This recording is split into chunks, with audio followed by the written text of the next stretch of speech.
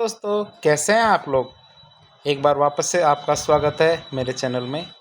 और आज हम बात करेंगे भक्ति आंदोलन के बारे में। इससे पिछले वाले वीडियो में हमने सूफ़ी आंदोलन के बारे में बात की थी और आज हम बात कर रहे हैं भक्ति आंदोलन के बारे में। तो आप हमारे साथ बने रहिए। भक्ति आंदोलन की बात करें तो भक्ति आंदोलन की शुरुआत कब हुई, अर्थात जब तराइन का दूसरा युद्ध हुआ था, जब तुर्क हमारे भारत के अंदर आए थे, अर्थात तुर्कों ने हमारे भारत के अंदर अपना शासन स्थापित किया। उससे पहले से ही हमारे भारत के अंदर जो भक्ति आंदोलन है वो चल रहा था। अब भक्ति आंदोलन की बात करें तो भक्ति आंदोलन में होता क्या था। भक्ति आंदोलन में व्यक्ति और जो ईश्वर है उनके बीच में जो रहस्यवादी और आध्यात्मिक संबंध है, अर्थात जिसको हर कोई जान नहीं पाता, ऐसा संबंध, रहस्यवादी और आध्यात्मिक संबंध, इस संबंध पर विशेष जोर दिया जाता है। अब वैसे बात करें तो भक्ति के बीज है वो वेदों में ही मिलते हैं, अर्थात आप वेदों को जब आप पढ़ेंगे तो वेदों में ही आपको भक्ति के विषय में सारी जानकारी मिल जाएगी। इसलिए भारत में धार्मिक सुधार आंदोलन है ना, ये होना कोई नई बात नहीं थी, अर्थात वैदिक काल से यह चलता आ रहा था। जरूरी बात देखें तो जो धर्म का बाह्य तत्व है, बाह्य तत्व अर्थात जैसे कि आप पूजा किस प्रकार करते हैं, आप पूजा कहाँ जाके करते हैं, तो इन सब बातों के बारे में बात करें तो ये सदैव से युग की नवीन आवश्यकताएं होती है ना, कि जैसे जैसे समय चेंज होता जाता है वैसे वैसे उनके समीकरण के प्रयास किए जाते हैं, उसी के अनुसार उसको बदलने का प्रयास किया जाता है। जैसे जैसे समय बदलता जाता है वैसे वैसे धर्म के जो बाह्य तत्व है उनमें बदलाव आने लगता है। 600 ईसा पूर्व की बात करें तो धार्मिक और सामाजिक उपक्रम इस तथ्य को प्रबलतम उदाहरण है। पहले 600 साल पहले धर्म कैसे चलता था और अब धर्म कैसे चलता है, ये सब आपके सामने उदाहरण है।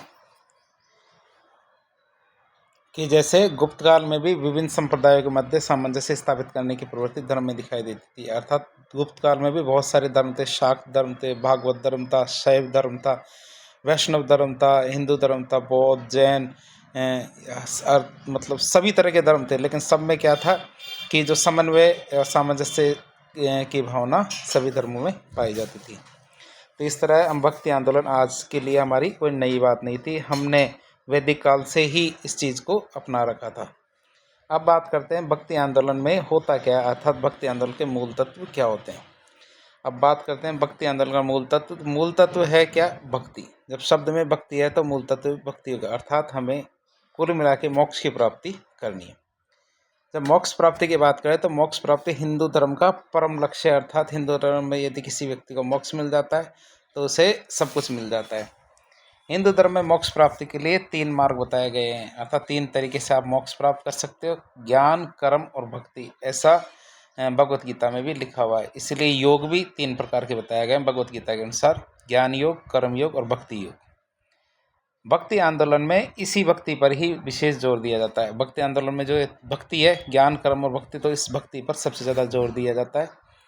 इस उपक्रम में क्या व्यक्तिगत उपासना द्वारा सर्वोच्च ईश्वर के सामने भक्तिपूर्ण आत्मसमर्पण का प्रबल भाव होता है, अर्थात जो आप ये भक्ति योग देख रहे हैं तो भक्ति योग में व्यक्ति क्या करता है, उपासना के द्वारा, अर्थात आप उपासना करते हैं, व्यक्तिगत उपासना अर्थात स्वयं उपासना करते हैं, तप करते हैं, तो इसके द्वारा आप सर्वोच्च ईश्वर के सामने क्या करते हैं, अपने आप का भक्तिपूर्ण आत्मसमर्पण कर देते हैं। इससे आपको मोक्ष की प्राप्ति होती है।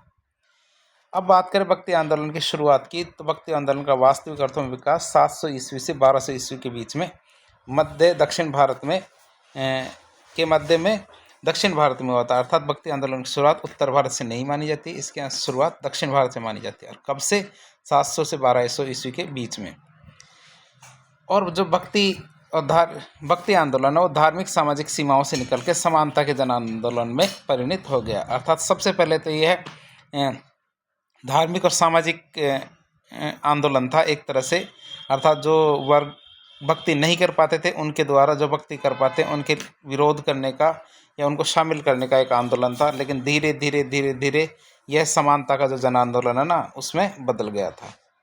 दक्षिण से उत्तर भारत तक भक्ति आंदोलन के स्वरूप में भिन्नता रही, अर्थात धीरे धीरे दक्षिण भारत से उत्तर भारत में भक्ति आंदोलन आया, लेकिन इसके स्वरूप में धीरे धीरे बदलाव होता गया। भक्ति आंदोलन में क्रमिक रूप से इन दार्शनिक विचारधाराओं का विकास और उनकी लोकप्रियता बढ़ती गई। धीरे धीरे जैसे जैसे ये भक्ति आंदोलन आगे बढ़ा, तो इनकी जो दार्शनिक विचारधाराएँ उनका विकास हुआ और उनकी लोकप्रियता लोगों में बढ़ती गई। और जैसे जैसे उत्तर भारत में यह फैला तो उत्तर भारत में नई नई भक्ति परंपराएं शुरू हुई, जैसे द्वैतवाद, द्वैतवाद, सगुण, निर्गुण, राम भक्ति परंपरा, कृष्ण भक्ति परंपरा। तो इस तरह उत्तर भारत में नई नई शाखाओं का जन्म हुआ। अब भक्ति आंदोलन की बात करें तो भक्ति आंदोलन का आरंभ दो प्रकार के संतों ने किया था, एक थे संत नैनार, एक थे संत अलवार। ये इस विषय में प्रश्न RS 2023 के अंदर मेंस के अंदर भी पूछा गया था कि अलवार और नैनार संतों में क्या अंतर था। तो अब हम बात करते हैं तो अलवार नैनार संतों में क्या अंतर था। अलवार संत वैष्णव संप्रदाय के अनुयायी थे, नैनार संत शैव संप्रदाय के अनुयायी हुआ करते थे। अर्थात वैष्णव अर्थात विष्णु के अनुयायी और नैनार शिव के अनुयायी माने जाते हैं। अलवारों की बात करें तो अलवारों में मुख्य संत 12 हुआ करते थे और नैनारों में मुख्य संत 63 हुआ करते थे। अलवारों की बात करें तो अलवारों में महिला एक संत थी जिसका नाम आंडाल था, अर्थात जिसे दक्षिण भारत की मीरा कहते हैं। और नैनारों में महिला संत कौन थी? करैक्कल अम्मयार। ये दक्षिण भारत की जो नैनार संत थी। हम महिलाओं के बारे में इसलिए पढ़ रहे हैं ताकि यह जान सके कि ये जो दक्षिण भारत में भक्ति आंदोलन शुरू हुआ था इसमें महिलाओं को अलग नहीं रखा गया था, महिलाएं भी इसके अंदर शामिल थी। तो अलवारों के अंदर महिला संत कौन थी? आंडाल, जो दक्षिण भारत की मीरा कहलाती है। और नैनारों में महिला संत कौन थी? करैक्कल अम्मयार। अब बात करते हैं प्रमुख संतों की, तो कौन कौन से संत दोनों में थे। तो जो कुलशेखर थे ना, ये भी एक संत थे, जो केरल के राजा थे, वह भी संत बन गए थे अलवार के। और अलवारों के जो संत थे उनकी जो स्तुतियाँ हैं उनको संकलित किया गया और संकलन का नाम था नलैरा प्रबंधम। परीक्षा में पूछा जाए नलैरा प्रबंधन किसे कहते हैं, तो जो अलवार संत थे उनकी जो स्तुतियाँ थी उनका संकलन को हम क्या कहते हैं? नलैरा प्रबंधम। अब बात करते हैं शैव की, नैनार की। तो नैनारों की बात करते हैं, नैनारों में सबसे प्रमुख संत कौन कौन हुआ करते थे? ये हमारे मणिक वत्सगार, तिरुज्ञान और सुंदर मूर्ति। तो ये हमारे प्रमुख संत हुआ करते थे। महिलाओं में करैक्कल अम्मयार थे। अब इनकी स्तुति का संकलन की बात करें तो इनकी स्तुति का संकलन किस में किया गया है? तिरुमुरई में। तिरुमुरई में इनकी स्तुति का संकलन किया गया और इनके भजनों का संकलन किस में किया गया? तेवरम में। तो हमें ये दोनों शब्द याद रखने हैं, तिरुमुरई और तेवरम। तो तिरुमुरई क्या है? तिरुमुरई में जो नैनार संत है उनकी स्तुतियों का संकलन तिरुमुरई में किया गया है और उनके भजनों का संकलन किस में किया गया है? तेवरम में किया गया है। अब बात करते हैं भक्ति आंदोलन। तो हमने देख लिया, भक्ति आंदोलन की शुरुआत देख ली हमने। तो भक्ति आंदोलन में हुआ क्या था, अर्थात भक्ति आंदोलन की क्या विशेषताएं थी। भक्ति आंदोलन में भक्ति पंथ ने उपासना की जो विधियाँ थी उनमें जो कर्मकांड और यज्ञ थे इनको त्याग दिया। अर्थात पहले क्या था कि भक्ति आंदोलन से पहले धर्म के अंदर जो बाहरी स्वरूप थे अर्थात कर्मकांड, जिसमें बलि, बाहरी दिखावा और यज्ञ करना, तो इस तरह की चीज़ें जो बाहरी दिखावा था वह धर्म के अंदर काफ़ी अंदर गहराइयों तक समा चुका था, जिसकी वजह से जो धर्म की जो मूल बातें थी उनको सब भूल चुके थे और भक्ति मार्ग से भटक चुके थे।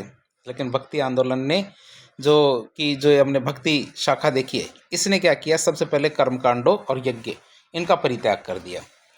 फिर क्या किया उन्होंने? जो भक्ति की जो वास्तविक धारणा थी अर्थात एकेश्वरवाद के प्रति, एकेश्वर के प्रति हमारी सच्ची निष्ठा होना, हमारा जो ईश्वर है उसके प्रति हमारी सच्ची निष्ठा होनी चाहिए। वैसे भारत में 33 करोड़ से अधिक देव देवता माने जाते हैं, लेकिन सबकी सच्ची निष्ठा किसी एक ईश्वर के प्रति होनी चाहिए। भक्ति की जो धारणा है उसमें क्या माना जाता है कि आपकी एक ईश्वर के प्रति सच्ची निष्ठा होनी चाहिए। जो भक्ति आंदोलन है वो समतावादी आंदोलन है। भक्ति आंदोलन क्या है? समतावादी आंदोलन है। इसमें न तो कोई गरीब होता है, न अमीर होता है, न अछूत होता है, न छूत होता है। इसके अंदर न काला होता है, गोरा होता है। इसमें केवल भक्ति को माना जाता है, इसलिए यह समतावादी आंदोलन कहलाता है, जिसने जाति और धर्म पर आधारित भेदभाव का पूर्णतः निषेध किया। अर्थात भक्ति व्यक्ति कोई भी कर सकता है, जैसे दन्ना जी, पीपा जी, रैदास जी, कबीरदास जी, तो ये अलग अलग जातियों और अलग अलग संप्रदाय से आते थे, लेकिन उन्होंने भक्ति मार्ग को काफ़ी आगे तक बढ़ाया था। भक्ति संतों की बात करें तो ये जनसाधारण की जो भाषा थी अर्थात क्षेत्रीय भाषा थी, उस भाषा में उपदेश दिया करते थे। उससे पहले की बात करें, हम गुप्त काल की बात करें या वैदिक काल की बात करें, जो ज्ञानी लोग थे अर्थात भक्ति या धर्म से संबंधित थे, वे संस्कृत भाषा या इस ऐसी भाषा में उपदेश दिया करते थे, ऐसी भाषा में बात किया करते थे जो जन सामान्य के समझ में नहीं आती थी। तो वो अपने आप को सर्वोच्च साबित करने का प्रयास करते थे। लेकिन जो भक्ति संत आए, तो भक्ति संतों ने अपनी जो भाषण हैं, अपने ज्ञान की बातें हैं, उपदेश हैं, ये सब ऐसी भाषा में दिए जो लोग समझ सकें, अर्थात जो क्षेत्रीय भाषाएं थी उन भाषाओं में दिए। जिसके कारण जैसे हिंदी है, मराठी है, बंगाली, गुजराती ऐसी भाषाओं का विकास हुआ, क्योंकि उनके जो उपदेश थे उनके लिए पुस्तकें, ग्रंथ ये सब लिखे गए और साहित्य का भी काफ़ी विकास हुआ। भक्ति आंदोलन के जो मूल सिद्धांत है वो सूफी संतों की शिक्षाएं थी, उनसे भी मिलते जुलते हैं, क्योंकि दोनों ने शांति और प्रेम का संदेश दिया है। तो इसलिए जो सूफी आंदोलन है उससे जो भक्ति आंदोलन के संत हैं उनकी शिक्षाएं मिलती है। अब एक एक करके हम भक्ति आंदोलन से जुड़े हुए संतों के बारे में पढ़ते हैं कि भक्ति आंदोलन में कौन कौन से संत हुए और उन्होंने कौन कौन से उपदेश दिए। सब शुरुआत हम दक्षिण भारत के संतों से करते हैं। सबसे पहले आते हैं हमारे शंकराचार्य जी। शंकराचार्य जी के बारे में बात करें तो भक्ति आंदोलन के पहले प्रचारक संत शंकराचार्य जी थे। केरल में 8वीं शताब्दी में कलाड़ी या कलादी गांव में जन्मे संत शंकराचार्य भारत के में व्यापक रूप से भक्ति मत को ज्ञानवादी स्वरूप में प्रसारित किया था। अर्थात जो शंकराचार्य थे ये भक्ति आंदोलन के पहले प्रचारक और संत थे, ये हमें पता है। और इनके जन्म की बात करते हैं, इनका जन्म कलाड़ी गांव में हुआ था। कहाँ हुआ था? केरल के एक कलाड़ी गांव है उसमें हुआ था।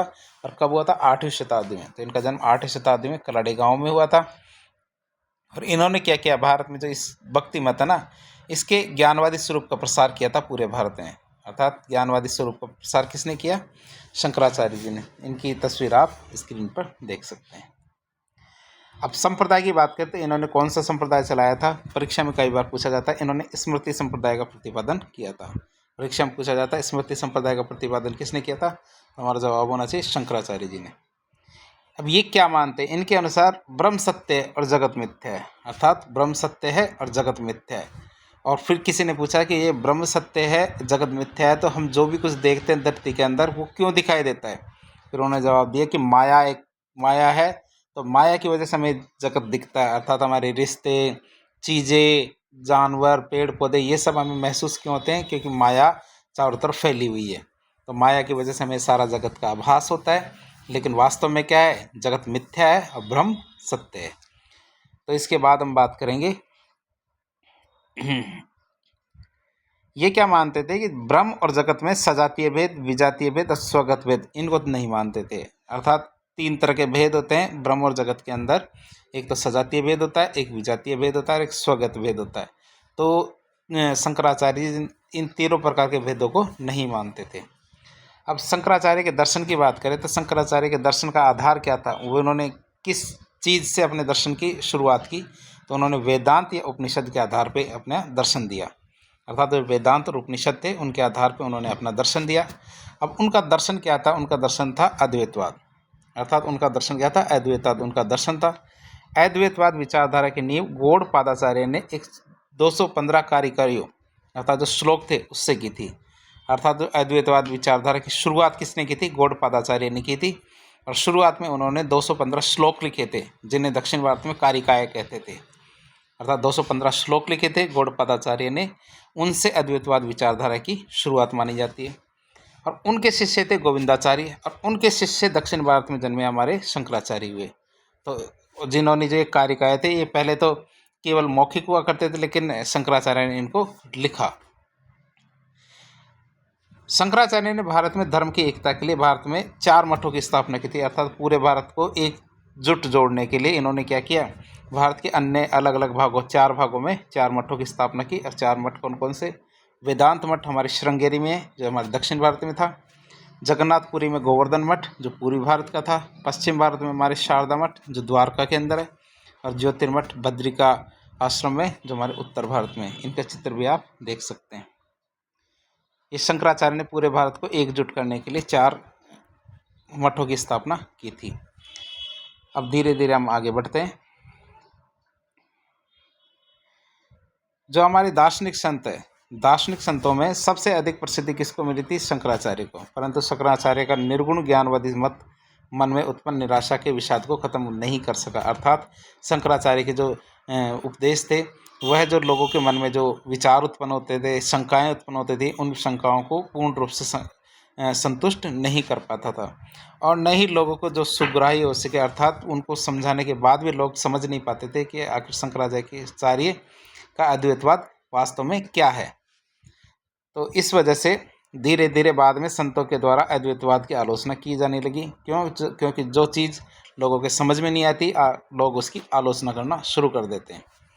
और वैष्णव संतों के द्वारा शंकर के या शंकराचार्य के अद्वैतवाद के विरोध में दक्षिण मतों की स्थापना की गई। अर्थात जो अद्वैतवाद था शंकराचार्य का, तो उसके विरोध में दक्षिण भारत में अन्य मतों की स्थापना हुई। जैसे कि हम बात करें तो रामानुजाचार्य ने विशिष्ट अद्वैतवाद या विशिष्ट अद्वैतवाद की स्थापना की। माधवाचार्य ने द्वैतवाद, विष्णु स्वामी या वल्लभाचार्य ने शुद्धाद्वैतवाद और निम्बार्काचार्य ने द्वैताद्वैतवाद। तो इस प्रकार के अनेक मतों की स्थापना की गई। तो हमें मान सकते हैं शंकराचार्य दक्षिण भारत के शुरुआती जो भक्ति आंदोलन के प्रणेता थे। इसके बाद बात करते हैं रामानुजाचार्य के। रामानुजाचार्य को आप चित्र में देख सकते हैं। तो इनका जन्म श्री पेरुम्बदूर जो तमिलनाडु में एक स्थान है वहाँ पे हुआ और ये एक प्रकार के वैष्णव संत थे। ये क्या थे? वैष्णव संत। रामानुजाचार्य की बात करें तो रामानुजाचार्य ने कांची या कांचीपुरम में यादव प्रकाश की देखरेख में शिक्षा ग्रहण की थी। अर्थात इन्होंने शिक्षा कहाँ ग्रहण की थी? यादव प्रकाश की देखरेख में शिक्षा ग्रहण की। और ये माना जाता है कि रामानुज होयसल यादव राजकुमार विष्णुवर्धन के भाई को वैष्णव बनाने में सफल हो गए थे। अर्थात उनकी शिक्षाओं से प्रभावित होकर जो होयसल यादव राजकुमार थे विष्णुवर्धन, उनके भाई वैष्णव बन गए थे। चोल शासक जो कुलोत्तुंग द्वितीय था उन्होंने विष्णु की मूर्ति को समुद्र में फेंकवा दिया था। अर्थात रामानुजाचार्य के जो इष्ट देव थे विष्णु भगवान, तो उनसे परेशान होकर कुलोत्तुंग द्वितीय था चोल शासक, उसने विष्णु की मूर्ति को समुद्र में फेंकवा दिया था, जिसको रामानुजाचार्य ने दोबारा स्थापित करवाया तिरुपति के अंदर, जिसे वर्तमान तिरुपति बालाजी के नाम से जाना जाता है। और उन्हीं को तिरुपति बालाजी को अपना केंद्र बनाया था रामानुजाचार्य। इसके लिए आप एक मूवी है दक्षिणी भारत की एक रामानुज नाम से, उसको आप देख सकते हैं। इसमें इसको बहुत अच्छे से बताया गया है। इनकी एक पीठ गलताजी में भी है। रामानुजाचार्य की एक पीठ कहाँ पे? हमारे जयपुर में गलताजी में भी है। रामानुजाचार्य का दर्शन जो शंकराचार्य के अद्वैतवाद दर्शन के विरोध में प्रतिक्रिया थी। अर्थात लोगों के समझ में शंकराचार्य के अद्वैतवाद दर्शन को समझ नहीं पा रहे थे, इस वजह से रामानुजाचार्य ने इनके दर्शन के विरोध में अपना दर्शन दिया था, जिसे विशिष्ट अद्वैतवाद का दर्शन कहते हैं। और ये क्या कहता है? ये ज्ञान के स्थान पर भक्ति को महत्व देता था। अर्थात ज्ञान योग या ज्ञान के बारे में बताता हमारा शंकराचार्य का अद्वैतवाद, लेकिन रामानुजाचार्य का विशिष्ट अद्वैतवाद क्या बताता था? यह भक्ति पर ज़्यादा जोर देता था। रामानुजाचार्य की मान्यता थी कि व्यक्ति की आत्मा ईश्वर के साथ एकीकृत नहीं है। अर्थात व्यक्ति ईश्वर से जुड़ा हुआ नहीं है, बल्कि आत्मा और ईश्वर का संबंध तो कैसा? अग्नि और चिंगारी की तरह है। अर्थात अग्नि और चिंगारी की तरह क्या है? आत्मा और ईश्वर का संबंध है। ईश्वर पूर्णतः क्या है? अमूर्त नहीं है, गुण और सौंदर्य से परिपूर्ण है। अर्थात आप ये नहीं कह सकते आप कि ईश्वर को देख नहीं सकते, ईश्वर को महसूस नहीं कर सकते। तो रामानुजाचार्य के अनुसार आप ईश्वर को देख तो नहीं सकते, लेकिन ईश्वर को आप महसूस ज़रूर कर सकते हो। अर्थात आप ईश्वर की महिमा मंडन भी कर सकते हो। तो इन्होंने ये कहा कि आप मूर्ति पूजा की शुरुआत यहीं से मानी जा सकती है। तो आप ईश्वर को गुण और सौंदर्य की महिमा मंडन कर सकते हो। इस तरह उन्होंने जो सगुण भक्ति है उसका उपदेश दिया। इससे पहले अधिकांश भक्ति आंदोलन के अंदर निर्गुण भक्ति को प्रोत्साहित किया जाता था, लेकिन रामानुजाचार्य ने सगुण भक्ति अर्थात ईश्वर का एक साकार स्वरूप की भक्ति करना शुरू किया। रामानुजाचार्य ने सगुण भक्ति का उपदेश दिया। इन्होंने लोगों को कहा कि आप त्याग और तपस्या के द्वारा निस्वार्थ भक्ति करके ईश्वर की प्राप्ति या मोक्ष की प्राप्ति कर सकते हो। इसके लिए आपको त्याग और तपस्या सबसे ज़्यादा ज़रूरी है, और इसके साथ ही आपको निस्वार्थ भक्ति करनी चाहिए। रामानुजाचार्य के जो अनुयायी थे उनकी संख्या दक्षिण भारत में ज़्यादा थी और उत्तर भारत में कम थी। अब बात करें तो रामानुजाचार्य की, तो रामानुजाचार्य ने ब्रह्मसूत्र पर एक टीका लिखी और उसका नाम था श्री भाष्य। परीक्षा में यदि आपसे पूछा जाए कि श्री भाष्य क्या है तो हम बताएंगे कि रामानुजाचार्य ने ब्रह्मसूत्र पर एक टीका लिखी थी जिससे क्या कहते हैं, श्री भाष्य कहते थे। और इस टीका में उन्होंने कहा कि जो शूद्र व्यक्ति है वह ईश्वर की कृपा हो तो वह भी मोक्ष प्राप्त कर सकता है। इससे पहले गुप्त काल में हम ये समझ सकते थे, जब चारों वर्ण अपनी अपनी जो बातें थी उसके लिए प्रगाढ़ हुआ करते थे, अर्थात ये सभी के मन में बस गई थी, तो उस समय रामानुजाचार्य ने ये बताया। और ये मानते थे कि शूद्र को न तो पढ़ाई का हक है, न भक्ति का हक है, न मंदिर जाने का हक है, तो उन्हें कई चीज़ों से निर्योग्यताएं रखी गई थी। लेकिन रामानुजाचार्य ने माना कि ईश्वर की यदि कृपा हो तो शूद्र व्यक्ति भी भक्ति के माध्यम से मोक्ष प्राप्त कर सकता है, अर्थात उन्होंने इस निर्योग्यता को नहीं माना। रामानुजाचार्य को दक्षिण में विष्णु का अवतार माना जाता है, अर्थात विष्णु जी ने एक अवतार लिया था और वो रामानुजाचार्य के रूप में थे। इसके बाद हम बात करते हैं माधवाचार्य जी के बारे में। माधवाचार्य जी क्या थे? कन्नड़ ब्राह्मण थे। माधवाचार्य जी क्या थे? कन्नड़ ब्राह्मण थे। इन्होंने द्वैतवाद दर्शन की स्थापना की थी। इन्होंने ब्रह्म संप्रदाय का संपादन किया था। इनके संप्रदाय का नाम क्या था? ब्रह्म संप्रदाय। तो आप देख सकते हैं माधवाचार्य जी के बारे में। इनका तेज इनके चेहरे से झलकता है। इनका भक्ति पर मत था अमला भक्ति, अर्थात ये अमला भक्ति में विश्वास रखते थे। अमला भक्ति के अंदर ये विश्वास रखते थे। इनका मकसद है कि सृष्टि सत्य है, जो भी आप देख रहे हो ये सब सत्य है। अल्पज्ञ जीव विष्णु के अधीन कार्यरत, अर्थात जो भी जीव है सब ईश्वर के अधीन कार्यरत, अर्थात ईश्वर उनको चला रहा है। ईश्वर के अनुसार, ईश्वर की इच्छा अनुसार वो सब चल रहे हैं। वास्तविक सुख की अनुभूति ही मुक्ति है, अर्थात इस जीवन में रहते हुए यदि आप वास्तविक सुख की अनुभूति करते हो, वास्तव में यही मुक्ति है, यही मोक्ष है। और मुक्ति का साधन क्या है? भक्ति। यदि आप मुक्ति पाना चाहते तो आप भक्ति कीजिए। वास्तविक सुख वह है जिसमें दुख के क्षय के साथ परमानंद का उदय होता है, अर्थात आप जीवन को यदि दुख में डाल के भक्ति करते हैं तो यह उनके माधवाचार्य जी के अनुसार किसी भी प्रकार की कोई भक्ति नहीं है। आप ऐसा तप करते हो जिसमें आप शरीर को कष्ट देते हो, दूसरों को कष्ट देते हो। तो जब आप किसी अपने शरीर को कष्ट देते हो या दूसरों को कष्ट देते हो, इस प्रकार की भक्ति का विरोध करते थे माधवाचार्य जी।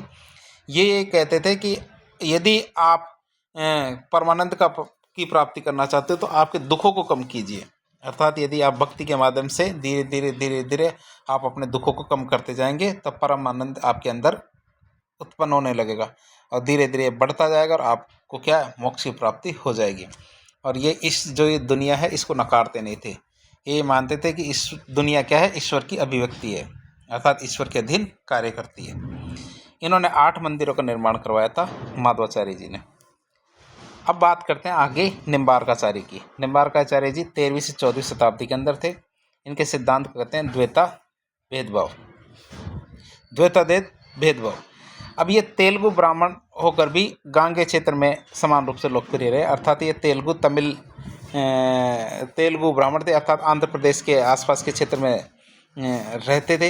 लेकिन बाद में धीरे धीरे गांगे क्षेत्र अर्थात उत्तर भारत में आ गए और वहाँ भी ये उसी प्रकार प्रसिद्ध रहे जिस प्रकार वो आंध्र प्रदेश या तेलुगु क्षेत्र में प्रसिद्ध रहे थे। ये हमारे निम्बार्काचार्य जी हैं, आप देख सकते हैं। जय हो जगत गुरु निम्बार्काचार्य जी की। तो इनके बारे में आगे बात करते हैं। इन्होंने कौन सा संप्रदाय चलाया? तो इनके द्वारा चलाया गया संप्रदाय सनकादिक संप्रदाय था। और इनकी जो सलेमाबाद हमारे किशनगढ़ अजमेर में है, वहाँ पे इनकी पीठ है जो आप जाकर देख सकते हैं। अब बात करते हैं ये क्या मानते थे? ये मानते थे जीव अवस्था भेद से ब्रह्म के साथ भिन्न है, अर्थात जीव अवस्था भेद से बात करें तो ब्रह्म के साथ भिन्न है और अभिन्न भी है, अर्थात उससे जुड़ी हुई भी होती है ईश्वर से। जीव की आत्मा जीव ईश्वर से जुड़ी हुई भी होती है, अब ईश्वर से अलग भी होती है, ये मानते थे। इसीलिए इनको द्वैतवाद कहते थे। अल्पज्ञ जीव ब्रह्म का अंश है और ब्रह्म अंशी, अर्थात सभी जीवों के अंदर ईश्वर का अंश होता है और वो पूरी तरह से ईश्वर से जुड़े हुए भी नहीं होते हैं। भक्ति ही मुक्ति का साधन है, लेकिन आप यदि ईश्वर से जुड़ना चाहते हो तो ईश्वर का कुछ अंश आपके अंदर है, और यदि आप पूर्णतः ईश्वर में विलीन होना चाहते हो तो इसका एक ही तरीका, आप भक्ति का साधन अपनाएं, अर्थात भक्ति ही मुक्ति का साधन है। विष्णु के अवतार रूप कृष्ण को ही उपास्य बताया इन्होंने। निम्बार्काचार्य जी ने बताया कि यदि आप भक्ति करना चाहते हो तो आपको भगवान श्री कृष्ण की भक्ति करनी चाहिए, विष्णु के जो अवतार थे। अब बात करें ये कैसे भक्ति करते थे। ये राधा कृष्ण के जो साथ में जो युगल उपासना का विधान इस संप्रदाय में, अर्थात दोनों को साथ में पूजा जाता था। कृष्ण जी को एक साथ अकेले नहीं पूजा जाता, इसमें राधा और कृष्ण दोनों को एक साथ उपासना की जाती थी। स्वामी जो हरिदास जी थे, इन्होंने सक्य संप्रदाय इसी शाखा के अंदर बनाया था। इनके एक संत थे स्वामी हरिदास जी, इन्होंने इसी संप्रदाय के अंदर अपनी एक शाखा बनाई थी, अर्थात सनकादिक संप्रदाय था इनका। तो सनकादिक संप्रदाय में एक संप्रदाय बनाया जिसे कहते हैं सखी संप्रदाय। तो आप ध्यान रखिएगा, सखी संप्रदाय कोई अलग संप्रदाय नहीं है। यह सनकादिक संप्रदाय था निम्बार्काचार्य जी का, उनके अंदर एक शाखा थी। अब बात करते हैं वल्लभाचार्य जी की। वल्लभाचार्य जी की बात करते हैं 15वीं से 16वीं शताब्दी के अंदर इनका उद्भव था। ये भी एक तेलंग ब्राह्मण थे, अर्थात ये क्या थे, तेलंग ब्राह्मण थे। वल्लभाचार्य जी का संप्रदाय आज स्वतंत्र समुदाय के रूप में प्रसिद्ध, अर्थात इनको अलग से माना जाता है, जबकि ये वैष्णव से जुड़े हुए थे। किंतु मूलतः बात करें तो इनका संबंध विष्णु स्वामी के रुद्र संप्रदाय से था। जब शुरुआत में इन्होंने अपना भक्ति आंदोलन के अंदर शुरुआत की थी, तो ये रुद्र संप्रदाय से संबंधित माने जाते थे। वल्लभाचार्य ने शुद्ध अद्वैतवाद सिद्धांत का प्रतिपादन किया, अर्थात शुद्ध अद्वैतवाद सिद्धांत का इन्होंने प्रतिपादन किया। इनके अनुसार बात करें तो ब्रह्म माया से शुद्ध है। ब्रह्म क्या है, माया से शुद्ध है, अर्थात ब्रह्म में किसी भी प्रकार से माया का कोई भी अंश नहीं है। जीव सत्य है और नित्य है, अर्थात जीव क्या है, सत्य है और नित्य है। आप ये नहीं मान सकते कि ये जो हम देख रहे हैं ये सब माया है और इसका कोई अस्तित्व नहीं है। तो जीव सत्य है और ये नित्य भी रहेगा। भगवान की प्राप्ति का साधन एक ही है और वो क्या है, भक्ति। ये क्या मानते थे कि यदि व्यक्ति को ईश्वर की प्राप्ति करनी है या मुक्ति पानी है तो आपको भक्ति करनी चाहिए। आचार्य जी ने क्या कहा, आचार्य जी ने पुष्टि मार्ग पर बल दिया था। वल्लभाचार्य जी ने क्या किया, पुष्टि मार्ग पर बल दिया। इनके अनुसार भगवान के पोषण और अनुग्रह को भगवान भक्ति का संबल मानना चाहिए। अर्थात ये कहते हैं भगवान के पोषण और अनुग्रह, यदि आप भगवान से अनुग्रह करते हो, उनसे रीझ करते हो, उनसे प्रेम करते हो, तो आप ईश्वर के पास जा रहे हैं। इसी मत को पुष्टि मार्ग कहा जाता है। अर्थात यदि आप भक्ति के अंदर यदि भगवान को अपने प्रेम के रूप में देखते हो, उन्हें एक जिसे कहते हैं ना, क्या कहते हैं, आग्रह के रूप में देखते हो, तो इसे पुष्टि मार्ग हम कहेंगे। अपने जो सिद्धांत के प्रतिपादन के लिए उन्होंने कई अमर ग्रंथों का प्रणयन किया, अर्थात बहुत सारे अमर ग्रंथ लिखे जो उनके सिद्धांतों को बताते हैं, जैसे अणुभाष्य, सुबोधिनी टीका, ये सब इनके ग्रंथ थे जिससे उनके विचारों के बारे में पता चलता है। जो वल्लभ संप्रदाय, इनके प्रचार प्रसार में वल्लभ के जो पुत्र थे विट्ठल दास जी, इन्होंने बहुत बड़ा योगदान दिया था। बाद में ये भी भगवान विट्ठल के नाम से प्रसिद्ध हुए। तो वल्लभाचार्य के जो पुत्र थे विट्ठल जी, तो उन्होंने भी इसके लिए काफ़ी योगदान दिया था। उन्होंने हिंदी के वल्लभ संप्रदायी कवि थे, उनको दीक्षा देकर अष्टसाप की स्थापना की। तो वल्लभाचार्य जी ने क्या किया, जो हिंदी के जो 8 कवि थे, अर्थात 8 कवि थे, उनको शिक्षा दी, दीक्षा दी, और दीक्षा देकर उन्होंने क्या, किसकी स्थापना की, अष्टसाप की स्थापना की। अष्टसाप में 8 कवि थे, जिसमें 4 तो वल्लभाचार्य जी के और 4 विट्ठलनाथ जी के शिष्य थे। अष्टसाप हमारे गुजरात में बहुत ज़्यादा प्रसिद्ध थे। अब वल्लभाचार्य जी के कौन कौन से शिष्य थे इसके अंदर, और विट्ठल दास जी के कौन कौन से शिष्य थे, कभी कभी परीक्षा में पूछ लिया जाता है। और यदि आप इन्हें याद करेंगे तो, और मेंस की परीक्षा में यदि इनको लिखते हैं तो आपका प्रभाव काफ़ी बढ़ेगा आंसर में। वल्लभाचार्य जी के थे कुंभन दास जी, सूरदास जी, परमानंद दास जी और कृष्णदास जी, ये 4 वल्लभाचार्य जी के शिष्य थे।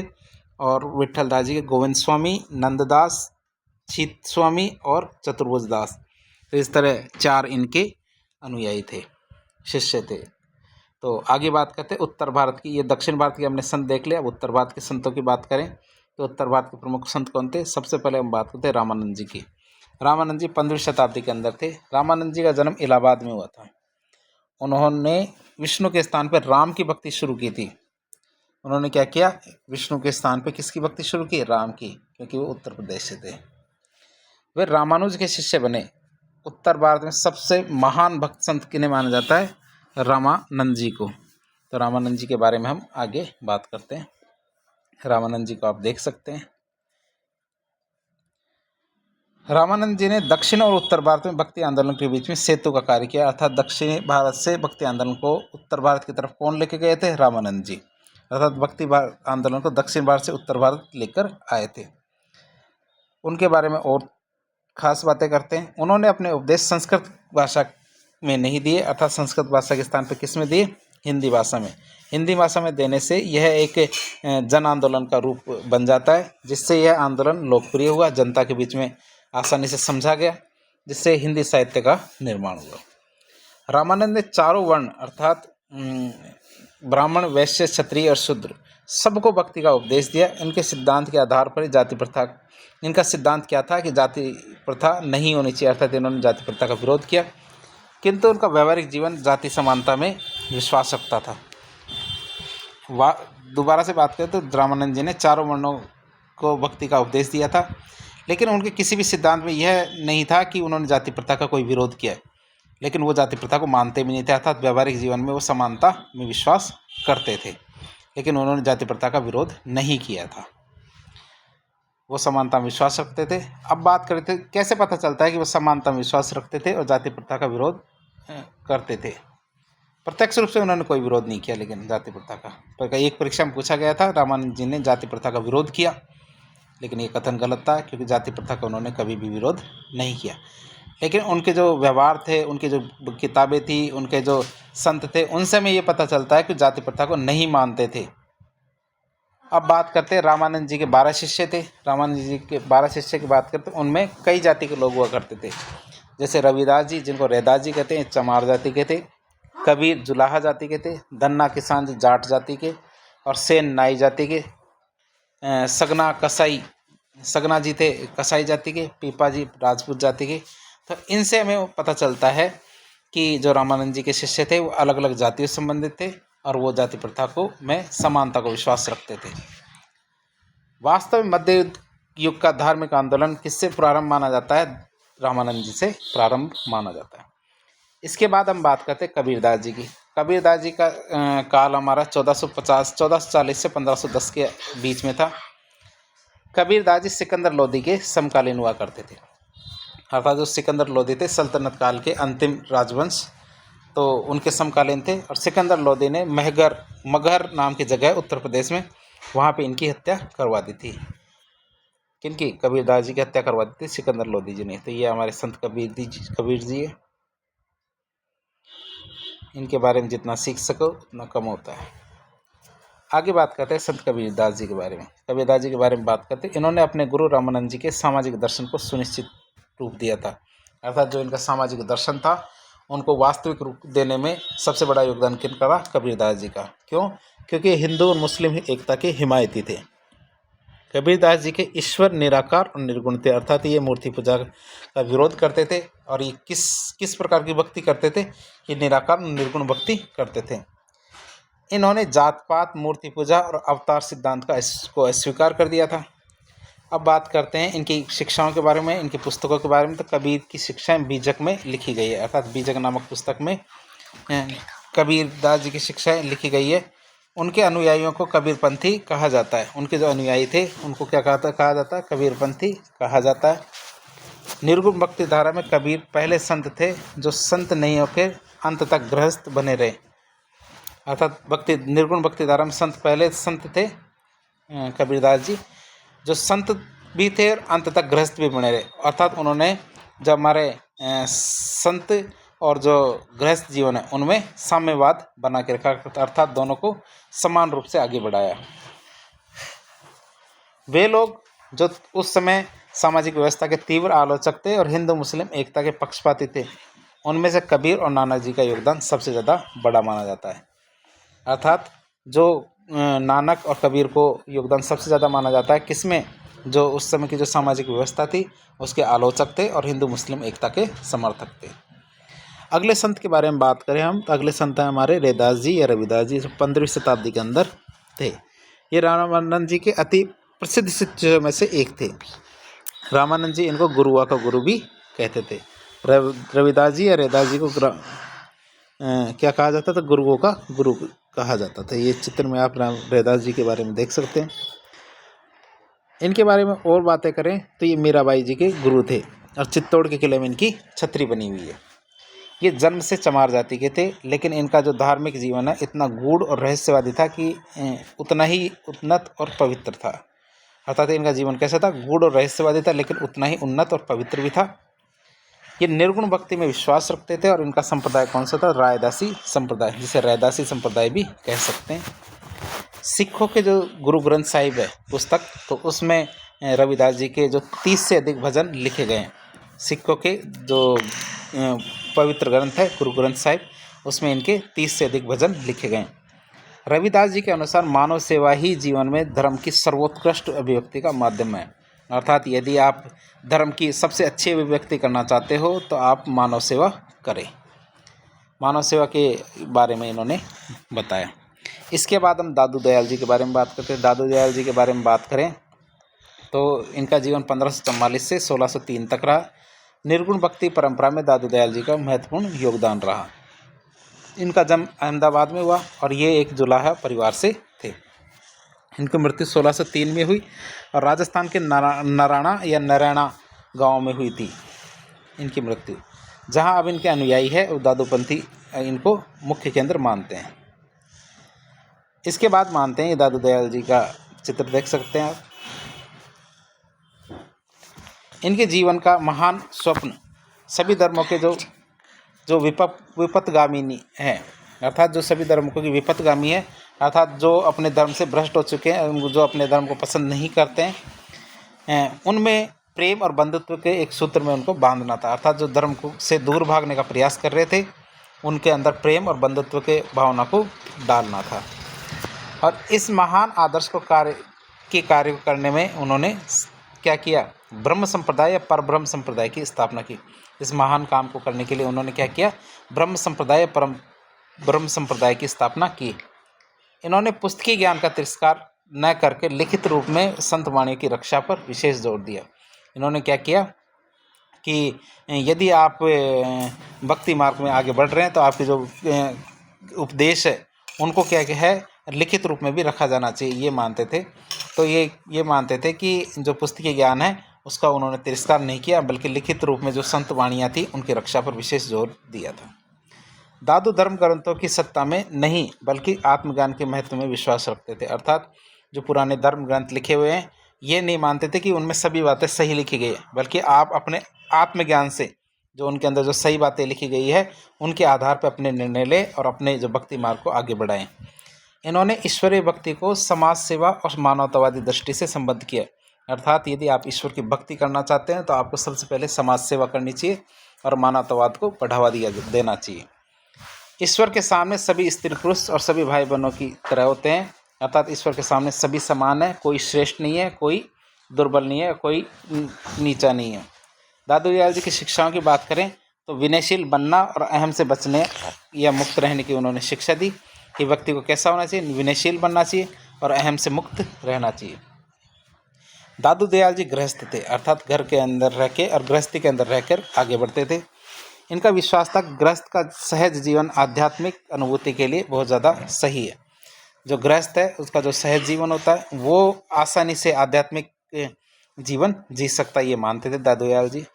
अब दादू दयाल जी के अनुरोध करने पर या रिक्वेस्ट करने पर उनके जो शिष्य थे उनके शिष्यों ने विभिन्न संप्रदायों और भक्तिपरक रचनाओं की रचना की थी या उनको संकलित किया था। दादू दयाल जी के कहने पे जो उनके शिष्य थे उन्होंने अलग अलग जो संप्रदाय उस समय चल रहे थे उनकी जो भक्तिपरक रचनाएं थी उनको लिखा और उनको संकलित किया। दादू दयाल जी ने एक असांप्रदायिक मार्ग अर्थात निपक्ष संप्रदाय का उपदेश दिया था। अर्थात उनका एक अलग तरह का मार्ग था, असांप्रदायिक मार्ग जिसे निपक्ष संप्रदाय भी कहते हैं, उसका प्रतिपादन किया। दादू दयाल जी के काफ़ी सारे शिष्य थे। उनके अनेक शिष्यों की बात करते हैं उसमें सुंदरदास जी, रज्जब जी, सूरदास जी ये प्रमुख शिष्य थे। रज्जब जी तो कहते थे जितने मनुष्य है उतने ही अधिक संप्रदाय है, अर्थात सभी की विचारधाराएं अलग अलग हो सकती है और जितनी विचारधारा है उतने ही संप्रदाय होंगे। रज्जब जी मानते थे कि संसार वेद है, सृष्टि कुरान है। संसार तो क्या है? वेद है, सृष्टि कुरान है। तो आप देख सकते हैं रज्जब जी की एक पुस्तक रज्जब की सरबंगी ये पुस्तक है, तो आप इसको पढ़ेंगे तो उनके विचारों के बारे में जान सकते हैं। आगे बात करते हैं हम गुरु नानक जी की। गुरु नानक जी की बात करें तो 1469 से लेकर 1553 तक इनके जन्म था। 1469 में इनका जन्म तलवंडी, जो अब ननकाना साहब पंजाब में है, एक खत्री परिवार में इनका जन्म हुआ था। ये एकेश्वरवाद और मानव मात्र की एकता गुरु की मौलिक सिद्धांत मानते थे, है ना। एकेश्वरवाद और मानव मात्र की एकता इनके मौलिक सिद्धांत थे। तो गुरु नानक जी के बारे में बात करें, जय हो गुरु नानक साहब की, तो चित्र में आप गुरु नानक जी को देख सकते हैं। तो आगे बढ़ते हैं।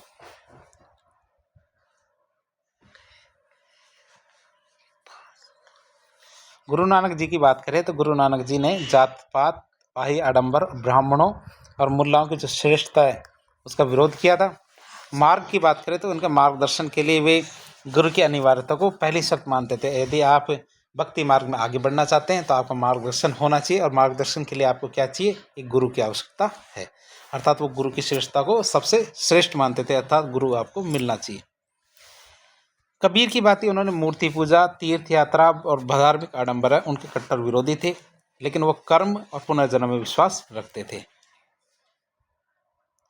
गुरु नानक जी ने निराकार अर्थात जिसका कोई आकार नहीं है ऐसी ईश्वर की कल्पना की, अर्थात उन्होंने निराकार ईश्वर की कल्पना की, और इस निराकार ईश्वर को उन्होंने अकाल पुरुष अर्थात अनंत और अनादि ईश्वर की संज्ञा भी दी। वे काव्य रचना करते थे और रबाब के संगीत के साथ गाया करते थे। वे क्या करते थे, काव्य रचना करते थे, और जो रबाब उनके हाथ में हमेशा रहता था उस संगीत के साथ उस काव्य रचना को गाते थे। सारंगी उनका स्वामी भक्त जो शिष्य था मर्दाना, वो बजाया करता था। सारंगी को उनका शिष्य था मर्दाना, वो बजाया करता था। ऐसा माना जाता है कि नानक जी ने सारे भारत और दक्षिण में श्रीलंका, पश्चिम में मक्का और मदीना, इन सभी स्थानों का भ्रमण किया था। इन्होंने प्रेरणादायक कविताओं और गीतों की रचना की, जिन्हें एक पुस्तक में संकलित किया गया, जो बाद में आदि ग्रंथ के नाम से प्रसिद्ध हुआ था। 1538 में करतार साहिब में इनका निधन हो गया था। इन्हों की बात करें तो अकबर की जो धार्मिक और राजनीतिक नीतियां हैं उसमें कबीर और नानक दोनों दो महान संतों के उपदेश भी दिखते हैं। अर्थात अकबर की जो धार्मिक और राजनीतिक नीतियां थी उसमें कबीर और नानक के जो उपदेश थे वह झलकते हैं हमें। अब सिख धर्म में सभी गुरुओं की सूची की बात करते हैं। सिख धर्म में कौन कौन से गुरु हुए थे तो उनकी सूची देख लेते हैं एक एक करके। सबसे पहले हमारे नानक साहब थे, गुरु नानक जी, तो उन्होंने सिख धर्म की स्थापना की। इनके उपदेश गुरु ग्रंथ साहिब में संकलित है। इनके बाद दूसरे गुरु हमारे गुरु अंगद देव जी थे। इन्होंने गुरुमुखी लिपि की रचना की, जो पंजाबी भाषा मानी जाती है। ये हमारे अंगद देव जी है। दूसरे गुरु गुरु ग्रंथ साहिब की रचना इसी लिपि में की गई है, और इन्होंने जो अमृतसर के बाहर और सभी गुरुद्वारों में जो लंगर व्यवस्था होती है इसको नियमित किया था, अर्थात नियमित बंद नहीं होगी कभी भी। इसके बाद हमारे तीसरे गुरु अमरदास जी हैं। इन पर पहले भागवत धर्म का प्रभाव था, लेकिन बाद में वो गुरुओं की शरण में आ गए। इन्होंने 22 गद्दियों की स्थापना की थी पूरे भारत के अंदर, और सती प्रथा का इन्होंने विरोध किया था। चौथे गुरु की बात करें तो चौथे गुरु हमारे गुरु रामदास जी थे। इन्होंने अमृतसर शहर बसाया था। ये हमारे गुरु रामदास जी थे, और ये अकबर के समकालीन हुआ करते थे। इसके बाद हमारे गुरु अर्जुन देव जी थे। गुरु अर्जुन देव जी की बात करें तो इन्होंने गुरु ग्रंथ साहिब को 1605 में संकलित करवाया था। गुरु ग्रंथ साहिब को संकलित अर्थात पूर्ण रूप से लिखवाया था। इन्होंने हर मंदिर, जो स्वर्ण मंदिर है तो स्वर्ण मंदिर का निर्माण करवाया। शान और शौकत से इन्होंने रहना शुरू किया। सिखों से नियमित रूप से टैक्स लेना शुरू किया, और राजनीति में भाग लेना इन्होंने शुरू किया। छठे गुरु हमारे गुरु गोविंद सिंह जी थे, हरगोविंद सिंह जी थे, जिन्होंने मीरी और पीरी परंपरा आरंभ की। मीरी पीरी परंपरा को उन्होंने आरंभ किया था, ये हरगोविंद सिंह जी थे। इनको सैनिक संत के रूप में भी जाना जाता है। मांस खाने की इन्होंने पहली बार अनुमति सिख धर्म में दी थी। सिख संप्रदाय को सैनिक संप्रदाय के रूप इन्होंने प्रदान करने का प्रयास किया था। इनका शाहजहाँ से विवाद हो गया था, अर्थात लड़ाई हो गई थी। अगले गुरु गुरु हरराय जी थे। तेग बहादुर को बांकल दे बाबा की उपाधि दी गई थी। तो तेग बहादुर थे, तो तेग बहादुर को गुरु हरराय जी ने बांकल दे बाबा की उपाधि दी थी। अगले गुरु थे हमारे गुरु हरकिशन जी, फिर गुरु तेग बहादुर जी वापस, और लास्ट में हमारे गुरु गोविंद सिंह जी। गुरु गोविंद सिंह जी का जन्म की बात करते हैं। इनका जन्म पटना में हुआ। आनंदपुर साहिब को इन्होंने अपना केंद्र बनाया। गुरु गोविंद सिंह जी को आप देख सकते हैं। 1699 में खालसा पंथ की इन्होंने स्थापना की। पाबुल पद्धति इन्होंने भी शुरू की थी और इन्होंने 5 कंकार का सिद्धांत दिया था। 5 कंकार का अर्थ होता है केश, कंघा, कृपाण, कड़ा और कच्छा। अर्थात इन्होंने कौन से 5 कंकार दिए, तो आप चित्र के माध्यम से भी इनको देख सकते हैं। चित्र के माध्यम से देखें तो केश, कंघा, कृपाण, कड़ा और कच्छा। ये हमारे केश है, ये हमारा कंघा है, ये कच्छा, ये ब्रेसलेट जिसको कड़ा कहते हैं, और कृपाण जिसको स्वाड़ या तलवार या छोटी कटार भी कह सकते हैं। इनकी पुस्तक की बात करें तो इनकी पुस्तक है 10वें पातशाह ग्रंथ जफरनामा, जो फारसी भाषा में लिखी गई है पुस्तक। और जफरनामा में क्या लिखा हुआ है, ये एक शिकायती पत्र था जो औरंगजेब को लिखा गया था। इसमें बादशाह को उसके कर्तव्यों का ज्ञान कराया गया था। औरंगजेब को उसके कर्तव्य थे औरंगजेब के, तो उनको याद करवाया गया था। गुरु गोविंद सिंह ने गुरु ग्रंथ साहिब को शाश्वत गुरु मान लिया, अर्थात उन्होंने माना कि इसके बाद कोई भी गुरु नहीं होंगे, 11वें गुरु ग्रंथ साहिब को ही माना जाएगा। इसके बाद सिख सेना ने चमकौर के युद्ध में विशाल मुगल सेना को हराया था। नांदेड़ महाभारत की बात करते एक अफगान के द्वारा गुरु गोविंद सिंह जी की हत्या कर दी गई। इनकी मृत्यु के पश्चात बंदा बहादुर ने सिखों का नेतृत्व किया और इन्होंने गुरु परंपरा को समाप्त किया। अर्थात अंतिम गुरु गुरु गोविंद सिंह जी थे और उसके बाद गुरु ग्रंथ साहिब को ही गुरु मान लिया गया। इसके बाद चैतन्य की बात करते हैं। इनका काल की बात करते हैं, ये 1486 से लेके 1533 तक इनका काल रहा। इनका जन्म 1486 में नवद्वीप या नदिया बंगाल में हुआ था। चैतन्य का वास्तविक नाम विश्वंभर था और बाल्यावस्था में इनका नाम निमाई था। शिक्षा पूर्ण करने के उपरांत इन्हें विद्यासागर की उपाधि दी गई थी। जब इन्होंने शिक्षा पूर्ण कर ली तो इनको विद्यासागर की उपाधि दी गई थी। चैतन्य को बंगाल में आधुनिक वैष्णववाद, जिसे गौड़ीय वैष्णव धर्म कहते हैं, इसका संस्थापक माना जाता है। अर्थात जो बंगाल के अंदर गौड़ीय वैष्णव धर्म है, इसका प्रतिपादन किसके द्वारा किया गया था? चैतन्य महाप्रभु के द्वारा। आप चैतन्य महाप्रभु का भक्ति लीन चित्र देख सकते हैं, जिसमें वो कृष्ण की भक्ति कर रहे हैं। आगे बात करें तो भक्त कवियों में चैतन्य एकमात्र ऐसे कवि थे जिन्होंने मूर्ति पूजा का विरोध नहीं किया था। उनके दार्शनिक सिद्धांत वेदांत के जो अद्वैतवाद की ही शाखा माना जाता है। उनके जो दार्शनिक सिद्धांत है उनको वेदांत की अद्वैतवाद की शाखा माना जाता है। चैतन्य ने लगभग संपूर्ण भारत की यात्रा की थी। वे वृंदावन भी गए थे, जहां उन्होंने कृष्ण भक्ति को दोबारा से स्थापित किया। अर्थात वृंदावन में जाके उन्होंने कृष्ण भक्ति को दोबारा से स्थापित किया। उड़ीसा के नरेश प्रताप रुद्र गजपति उनके शिष्य बन गए थे और उनके संरक्षण में चैतन्य महाप्रभु स्थायी रूप से पुरी में रहने लगे और उनका देहावसान भी पुरी में ही हुआ। चैतन्य महाप्रभु ने ईश्वर को कृष्ण और हरि नाम दिया। अर्थात ईश्वर का नाम क्या उन्होंने रखे? कृष्ण और हरि नाम रखे। उन्होंने राधा कृष्ण की उपासना और वृंदावन में राधा कृष्ण को आध्यात्मिक रूप प्रदान किया। अर्थात राधा कृष्ण को साथ साथ पूजते थे। इन्होंने मध्य गौड़ीय संप्रदाय और अचिंत्य भेदाभेद संप्रदाय की स्थापना की। इनके अनुयायी इन्हें कृष्ण और विष्णु का अवतार मानते थे। इन्हें गौरांग महाप्रभु के नाम से भी पूजा जाता था। चैतन्य ने भक्ति में कीर्तन का मुख्य स्थान था। अर्थात चैतन्य महाप्रभु की भक्ति में सबसे मुख्य कार्य क्या होता था? कीर्तन। चैतन्य के अधिकांश शिष्य निम्न जाति के थे और उनमें सबसे मुख्य शिष्य कौन थे? हरिदास जी। हरिदास जी चैतन्य महाप्रभु के मुख्य शिष्यों में से एक थे। इसके बाद बात करते हैं वल्लभाचार्य जी की। वल्लभाचार्य जी का जन्म 1469 में और मृत्यु 1531 में हुई। वल्लभाचार्य वैष्णव धर्म के कृष्ण मार्गी शाखा के दूसरे संत माने जाते हैं। इनका जन्म 1469 में वाराणसी में उस समय हुआ जब इनके पिता लक्ष्मण भट्ट तेलंगाना से अपने परिवार के साथ काशी की तीर्थ यात्रा पे आए थे। मेरे ब्राह्मण परिवार से थे। अर्थात जब ये वल्लभाचार्य जी के बारे में दोबारा बात करते तो इनका जन्म 1469 में वाराणसी में उस समय हुआ था। हाँ, उस समय हुआ था जब इनके पिता लक्ष्मण भट्ट जी थे। ये तेलंगाना से आए और अपने परिवार के साथ कहाँ आए? काशी की तीर्थ यात्रा करने आए और ये ब्राह्मण परिवार के थे। वल्लभाचार्य जी के बारे में बात करते हैं आगे। काशी में अपनी शिक्षा पूर्ण करने के बाद वल्लभाचार्य जी अपने गृह नगर जो विजयनगर थे वहाँ चले गए और कृष्णदेवराय के समय इन्होंने वैष्णव संप्रदाय की स्थापना की थी। ये श्रीनाथ जी के नाम से भगवान श्री कृष्ण की पूजा करते थे। अर्थात इन्होंने भगवान श्री कृष्ण की पूजा किस नाम से की? श्रीनाथ जी के नाम से इन्होंने भगवान श्री कृष्ण की पूजा की। कबीर और नानक की तरह इन्होंने विवाहित जीवन को आध्यात्मिक उन्नति के लिए बाधक नहीं माना। अर्थात ये मानते थे कि शादीशुदा जीवन, ये वैवाहिक जीवन आपके आध्यात्मिक जीवन को खराब नहीं करता है। अर्थात दोनों में यदि आप सामंजस्य बना के रखते हो तो आप दोनों जीवन को अच्छा जी सकते हो। वल्लभाचार्य शुद्ध द्वैतवाद में विश्वास रखते थे, शुद्ध अद्वैतवाद में विश्वास रखते थे। इन्होंने अपने धार्मिक ग्रंथ लिखे जिसमें सुबोधिनी और सिद्धांत रहस्य सबसे ज़्यादा प्रसिद्ध हुए थे। इनके जो पुत्र थे विठलनाथ जी, उन्होंने कृष्ण भक्ति को सबसे ज़्यादा लोकप्रिय बनाया। अकबर ने इन्हें गोकुल और जैतपुरा की जागीरें भी दी थी। वल्लभाचार्य को जैतपुरा और गोकुल की जागीर किसने दी थी? अकबर ने। वल्लभाचार्य का दर्शन एक व्यक्तिक और प्रेममयी ईश्वर की उपासना पर केंद्रित था। ये पुष्टि मार्ग और भक्ति मार्ग में विश्वास रखते थे। ये क्या करते थे? पुष्टि मार्ग और भक्ति मार्ग में विश्वास रखते थे। इनके अनुसार ब्रह्म माया से अलिप्त है। इनके अनुसार क्या? ब्रह्म माया से अलिप्त है, इसीलिए शुद्ध है। अर्थात ब्रह्म में माया का 1% अंश भी नहीं है, इसीलिए ब्रह्म को शुद्ध माना जाता है। माया से अलिप्त होने के कारण यह अद्वैत है। यह ब्रह्म सगुण भी है और निर्गुण भी है। ये मानते थे ब्रह्म क्या है? सगुण भी है, निर्गुण भी है।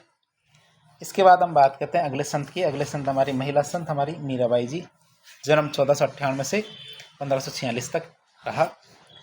मीराबाई जी की बात करें तो 16वीं शताब्दी में के भारत की महान महिला संत मानी जाती है। ये मेड़ता के राजा रतन सिंह राठौड़ की इकलौती संतान थी और इनका विवाह राणा सांगा के पुत्र भोजराज के साथ हुआ था। इनको आप देख सकते हैं स्क्रीन को रोककर। मीराबाई की बात करते हैं। मीरा भगवान श्री कृष्ण की भक्ति, राजस्थानी और ब्रजभाषा में इन्होंने कई गीतों की रचना की।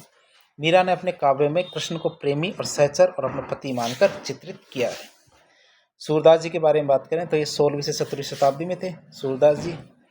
इनका जन्म की बात करें तो इनका जन्म आगरा मथुरा जो हाईवे है वहाँ पे एक रुनकता नामक गांव है, वहाँ पे हुआ था। ये अकबर और जहांगीर के समकालीन माने जाते हैं। सूरदास जी भगवान कृष्ण और राधा के भक्त माने जाते हैं। इन्होंने ब्रज में 3 ग्रंथों सूर सारावली, सूर सागर और साहित्य लहरी इसकी रचना की। ये सूरदास जी हैं। सूरदास जी भगवान श्री कृष्ण के अनुयायी थे। आगे बात करते हैं तो इन ग्रंथों में जो सूर सागर है वो सबसे ज़्यादा प्रसिद्ध हुआ था, जिसकी रचना जहांगीर के समय हुई थी, अर्थात जहांगीर के काल में हुई थी। सूरदास जी की बात करते हैं ये अष्टछाप के कवि माने जाते हैं। अष्टछाप के कवि किसे कहते हैं? अर्थात वल्लभाचार्य जी और उनके पुत्र विठलदास जी, इन्होंने अष्टछाप की स्थापना की थी जो गुजरात में बहुत ज़्यादा प्रसिद्ध थे। इसमें 4 कवि विठलदास जी के अनुयायी थे, ये शिष्य थे, और 4 कवि वल्लभाचार्य जी के अनुयायी थे। सूरदास जी की बात करें तो सूरदास जी सगुण भक्ति के उपासक थे। वे वल्लभाचार्य के समकालीन थे। उन्होंने वल्लभ संप्रदाय की दीक्षा ग्रहण की थी। इसके बाद तुलसीदास जी के बारे में बात करें। तुलसीदास जी 1542 से 1623 तक थे। तो तुलसीदास जी की बात करें तो 1532 से 1623 तक थे। तुलसीदास जी मुगल शासक अकबर के समकालीन थे। इनका जन्म 1523 में बांदा जिले के राजपुर नामक गांव में हुआ था। तो बांदा जिले के राजपुर नामक गांव में इनका जन्म हुआ था 1523 में। तुलसीदास जी को आप देख सकते हैं, इनके हाथ में रामचरितमानस है जिसका लेखन वो कर रहे हैं। तो आगे बात करें इसके, ये राम के भक्त थे। 1574 से 1575 में इन्होंने रामचरितमानस की रचना की थी। इसके अतिरिक्त उन्होंने कई अन्य ग्रंथों की भी रचना की थी, जैसे गीतावली, कवितावल, विनय पत्रिका, बर्वे रामायण, इस तरह की उन्होंने कई पुस्तकें लिखी। रामचरितमानस में उच्च कोटि की धार्मिक भक्ति का विवरण है जिसकी रचना अवधी भाषा में हुई है। तो इस तरह हमने बहुत सारे धार्मिक संतों के बारे में बात की। अब बात करते हैं धार्मिक आंदोलन में भक्ति आंदोलन का जो धार्मिक योगदान है उसके बारे में। सबसे पहली बात करें तो इससे भक्ति का प्रचलन बढ़ा, अर्थात सभी के अंदर भक्ति की भावना का प्रसार हुआ। धार्मिक समानता पे इन्होंने बल दिया था। इनके द्वारा सत्संग, भजन, कीर्तन इनका प्रचलन हुआ, अर्थात धीरे धीरे भक्ति के नए मार्ग सबके सामने आए, जैसे सत्संग करना, भजन करना, कीर्तन करना, ये सबसे ज़्यादा लोकप्रिय हुए। भक्ति विशिष्ट साहित्य का सृजन हुआ, अर्थात भक्ति परक या भक्ति से संबंधित जो साहित्य था उसका सृजन हुआ। सामाजिक और धार्मिक नैतिकता और सद्गुणों पर बल दिया गया। भक्ति आंदोलन के दौरान क्या किया गया? सामाजिक और धार्मिक नैतिकता और सद्गुण थे उन पर बल दिया गया था। सांसारिक और आध्यात्मिक जीवन का मिलन हुआ, अर्थात वल्लभाचार्य जी, कबीरदास जी, इनके अनुसार सांसारिक और आध्यात्मिक जीवन में यदि आप साम्यता रखें, अर्थात दोनों में आप बैलेंस या दोनों का साम्य बना के रखेंगे तो दोनों जीवन को आसानी से अच्छा जिया जा सकता है।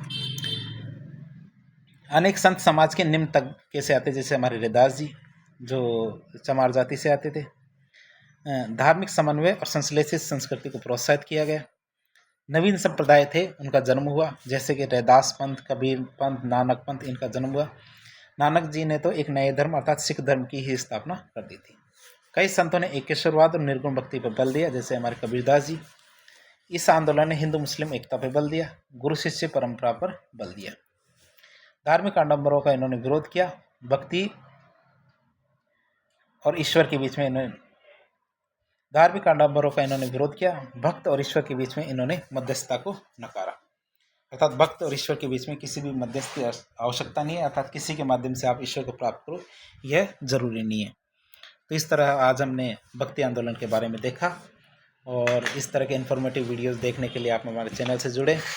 वीडियो को लाइक करें, चैनल को सब्सक्राइब करें, और यदि आपको कोई सुझाव हो तो कमेंट बॉक्स में बताएं। धन्यवाद।